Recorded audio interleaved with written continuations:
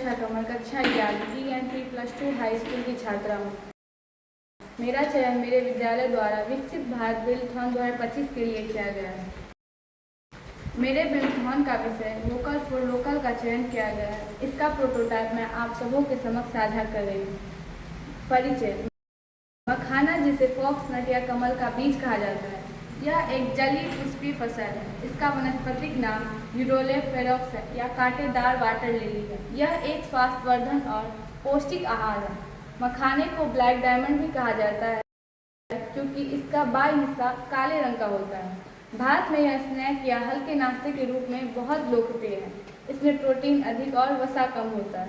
मखाने की पहचान अब बदलते परिवेश में सुपर फूड के रूप में किया जाने लगा है। अब मेरे द्वारा स्टेम और नॉन स्टेम के बारे में विस्तृत रूप से चर्चा की जा रही है। स्टेम प्रोसेस के बारे में विस्तृत रूप से चर्चा करना चाहूँगी। मखाने की खेती पारंपरिक तरीके से की जा रही है, जिससे कि प्रति हेक्टेयर उत्पादन क्षमता काफ़ी कम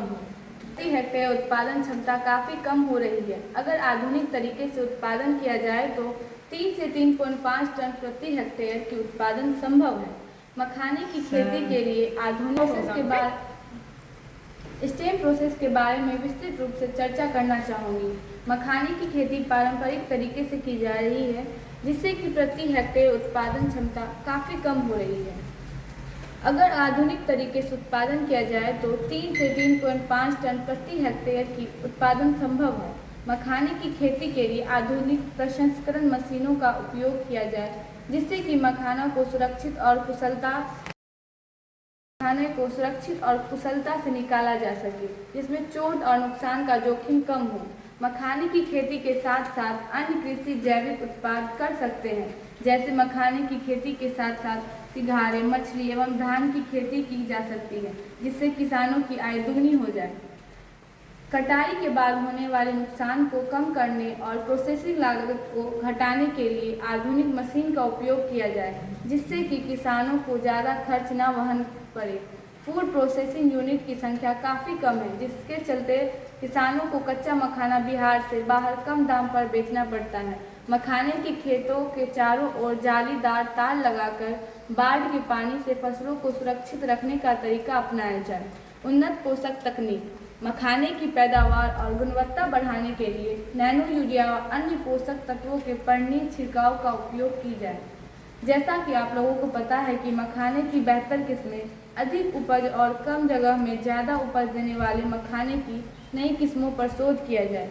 मखाने का विश्व स्तर पर इसका उपयोग हृदय स्वास्थ्य के लिए किया जाता है, उच्च रक्तचाप को नियंत्रित करता है और कोलेस्ट्रॉल को कम करने में सहायक करता है। हृदयाघात से बचने के लिए सुपरफूड बताकर इसका डिमांड हम विश्व स्तर पर बना सकते हैं। वजन घटाने में मखाने का प्रयोग वजन घटाने में किया जाए, क्योंकि इसमें प्रोटीन और फाइबर की मात्रा अधिक होने के कारण लंबे समय तक भूख नहीं लगती है। इसके और भी बहुत सारे फायदे हैं। पाचन में सुधार। फाइबर एंटीऑक्सीडेंट और एंटी इन्फ्लामेटरी गुण होते हैं, जो पाचन तंत्र को स्वास्थ्य और कब्ज जैसी समस्याओं से राहत दिलाने में मदद करता है। रक्त शर्करा नियंत्रण। इसका ग्लाइसेमिक इंडेक्स कम होता है, जिससे यह मखाना रोगियों के लिए सुरक्षित विकल्प है, जिसका उपयोग विश्व स्तर पर खाने के लिए दवा के रूप में भी इसका उपयोग करवा सकते हैं। एमिनो एसिड और एंटीऑक्सीडेंट की मात्रा ज़्यादा होने के कारण त्वचा में बहुत फायदेमंद है। अब मैं विस्तृत रूप से नॉन स्टेम प्रोसेस के बारे में चर्चा करना चाहूँगी। निर्यात से जुड़ी समस्याएं। विश्व परिदृश्य में फूड सेफ्टी और स्वच्छता प्रमाणन की आवश्यकता है। सख्त वैश्विक गुणवत्ता मानकों की वजह से मखाना की अत्यधिक निर्यात नहीं हो रहा है। वर्तमान में केवल 2% मखाना बिहार की अंतर्राष्ट्रीय आवश्यकताओं को पूरा कर रहा है। इसमें बाजार से जुड़ी समस्याएं, जैसा कि बाजार में मखाना बेचने के लिए मार्केटिंग चेन का अभाव है, जिससे मखाना को कम रेट में बेच दिया जाता है। मूल्य संवर्धन को बढ़ावा देने के लिए मखाने के विभिन्न उत्पादों जैसे फ्लेवर मखाना, मखाना पाउडर, मखाना खीर, मखाना कुरकुरे, मखाना चिप्स के लिए प्रोत्साहित किया जाए। वैश्विक ब्रांडिंग। मिथिला मखाना जैसे उत्पादकों को भौगोलिक संकेत GI टैग वर्ष 2022 दे दिया गया है और विश्व के कई देशों में इसकी ब्रांडिंग की जानी चाहिए। निर्यात को बढ़ावा देना चाहिए। मखाने की गुणवत्ता में सुधार करके निर्यात के अवसरों का विस्तार करके इसे विश्व सुपरफूड के रूप में स्थापित किया जाए। डिजिटल प्लेटफॉर्म के माध्यम से मखाना महोत्सव जैसे आयोजनाओं के माध्यम से किसानों, प्रोफेसरों और निर्यातकों को एक मंच पर लाया जाए जिसमें अवसर पैदा हो सके।